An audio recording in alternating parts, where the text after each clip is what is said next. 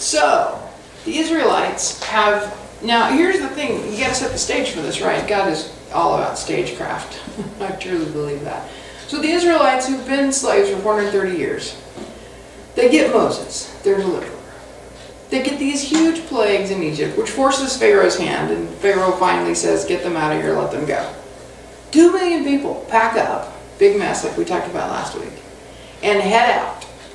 They come to the Red Sea, and they're like, uh-oh, what do we do now? Because they look behind them, and oh yes, Pharaoh has changed his mind, he's now chasing them.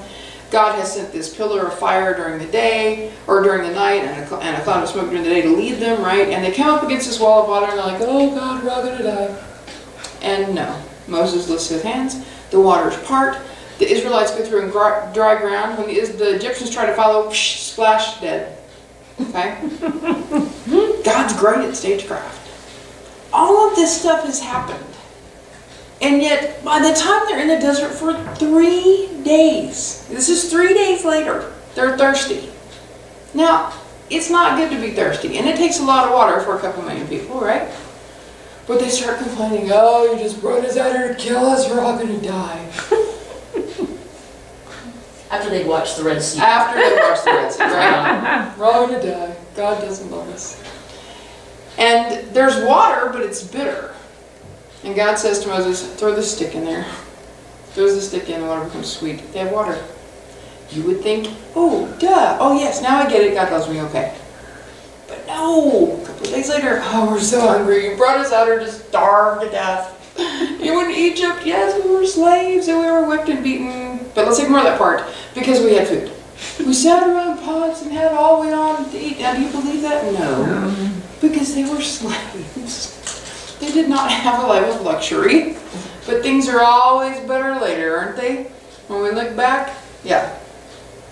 You brought us out here to kill us all, we're all going to die. And Moses and Aaron are like, oh, please. Right? And God's like, seriously, people, tell them I'll send them some food. Right? So they get the message. God's going to send them food. And I mean, this is amazing, right? So for 40 years, God feeds these people. They wake up every morning and there's this dew on the ground, and as soon as the dew evaporates, there's bread. It's called manna. Now, we don't know exactly what that is. There are some theories about what that actually is, that it may have been some leftovers from some insects that creates actually this food. There's lots of different theories about it. The quail, and let's face it, we have quail here. Quail are not hard to catch. And God knows these people. He's like, I'm not sending them some hawks and crows because they'll never get it. I'm going to send them some quail who are so dumb and slow that they cannot help but eat them. Right? So God sends them bread that can't run away, and he sends them birds that can't run away either. Right? So he's feeding them. And they still continue to grumble, by the way, through the story. Right? So for 40 years, these people wander around the desert. Now, it's not that far from Egypt to Israel. Look on the map, right? We all need to pay attention to those maps because it's the Middle East. We need to know what's going on, right? It's just not that far. Even I could find my way without a compass within 40 years from Egypt to Israel. Okay, now granted, they don't know exactly where they're going because they know they're headed to the Promised Land, but they don't know where that's at. They don't have a map. All they have to do is follow God. Okay? But here's the thing, and this is where people get funny. And I say people because it's not just the Israelites, it's us too. Mm-hmm. We wander around thinking we know where we're going, trying to make our own way, and thinking we're going to get somewhere. When if we had just followed God to begin with, we would have gotten to where we were supposed to be. But we have these crises in our lives and something bad happens, and the first thing we do is not say, okay, God's going to take care of it. Wouldn't it be great if we did that? First thing we do is, oh God, you brought us out here to die. Right? We do that. Now hopefully as we grow in our faith, that becomes less and less, right? And we get, oh yeah, God did this last time, so God's probably going to come through again. God's pretty consistent that way. Right? But our first instinct is to be just like these people. This is what I think is funny. When we talk about the Bible, when we talk about interpretation, we talk about, how many times it's been written and that sort of thing. And, people just made this up. Nobody would make this up. Because if you were going to write a book and you wanted to be, how wonderful people are, this is not the book you'd write. Right? Because these people do nothing but mess up all the time. Which is what tells me it's kind of true. Because it's like, this is really human nature. Absolutely, right here. That is how people are. I know that because it's how I am. Right? Curly will tell you. See, I grew up poor. So I don't trust financial security. I am so relieved to be back in the middle class right now. I can't even tell you how my stress level dropped. Right? But I grew up poor. And so I know what it is when you have ketchup sandwiches for lunch and you think it's a treat because your parents are smart enough to think, oh, look, ketchup sandwich. Awesome. Or mayonnaise. They have mayonnaise sandwiches too. Because there was no meat. I know what it's like to be poor. And so as an adult, I have worked all my life. And I've certainly never made any money. I don't know why I keep choosing professions that don't pay anything. But God has always, always, always taken care of me. I have always had a roof over my head. Sometimes it's been a weird one. But I've always had a roof over my head. I have most of the time had a vehicle. Sometimes they belched smoke and sometimes they didn't look cool, but I've always had a vehicle almost. I have always had what I needed to survive. And yet, there are those moments when you look at the bank account and you have no idea how you're going to get from here to the end of the month. And then at some point it dawns on you, it's not my job to worry about that. It's God's job. And God always comes through. And sometimes that creates a situation where the way that God gets us through is through some creative juggling, right? That we do that in our lives. And sometimes it's been a case where it's like, I have no idea why that bill didn't hit then, because I would have bounced something, but it did later and now we're all good. I have no idea, right? God always takes care of stuff. And yet, something will happen and we'll be either broke or our kid will be sick or something will be going on and you're like, God, why'd you bring us out here to kill us all? You just brought us out to Salt Lake to let us starve and die. Right? And then you go back to Exodus and you're like, oh yeah. Oh yeah. There was that whole Red Sea thing.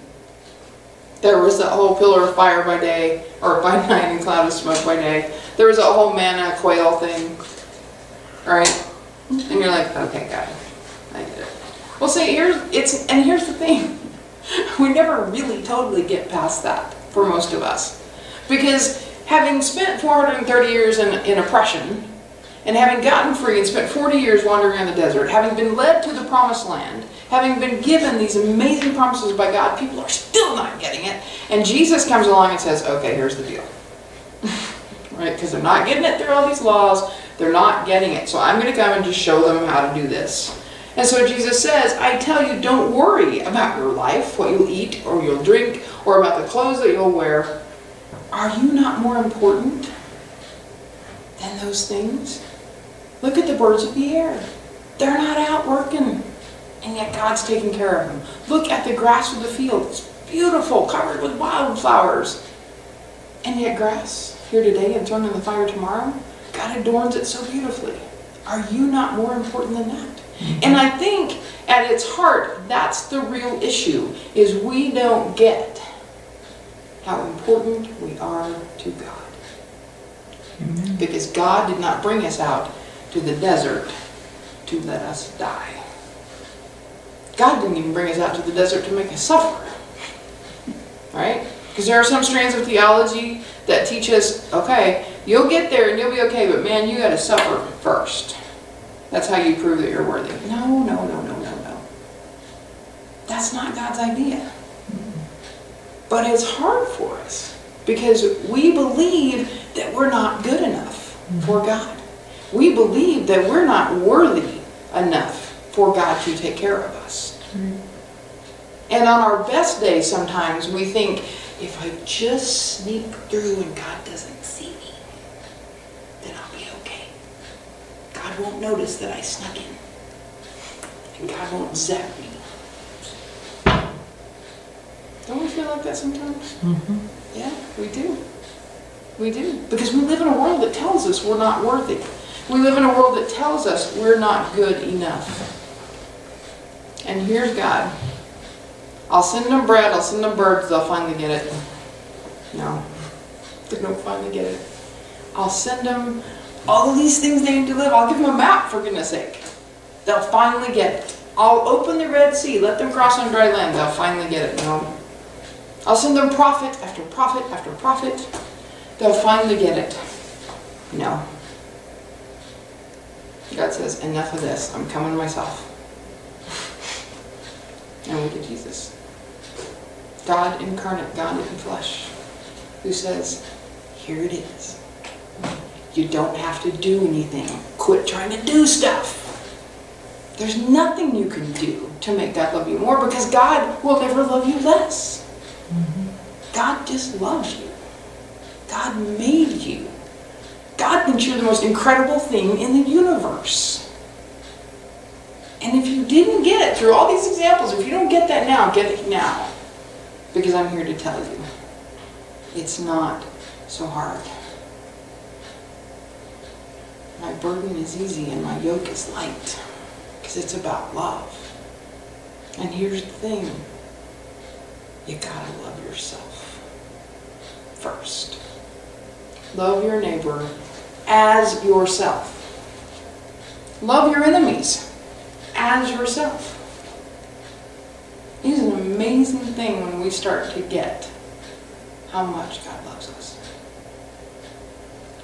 And we start to see a little crack in our hearts of stone. And this little light starts to come through. And it's like, well, if God loves me, maybe I'm lovable. And if I'm lovable, maybe I can love myself.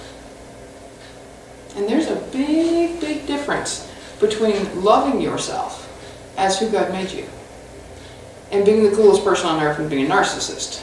Those are not the same things. I mean, we talk about narcissists as if they just love themselves. They don't really. They don't really. It's fake.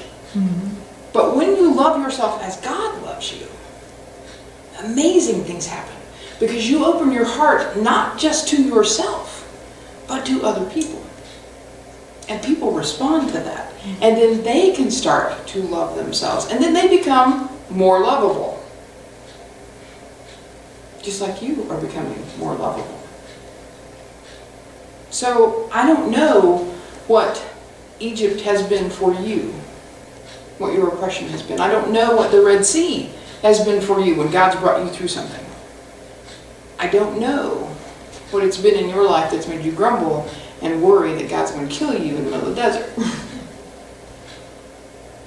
I don't know what that's been for you, but I know it's been there. Because this is the story of us. Because it's how we are. It's human nature. And I'm really glad that God doesn't ever give up on us. Because you know what? We don't ever really get it. We get it more and more. We get it more and more as we go through and as our faith continues to grow. But here's the other cool thing about that. Our faith never has to be perfect either. It is what it is, and it continues to grow, and it continues to get better, but it's not perfect, and that's okay too. Because God is still hanging in there with us. And that, my friends, is good news. Amen.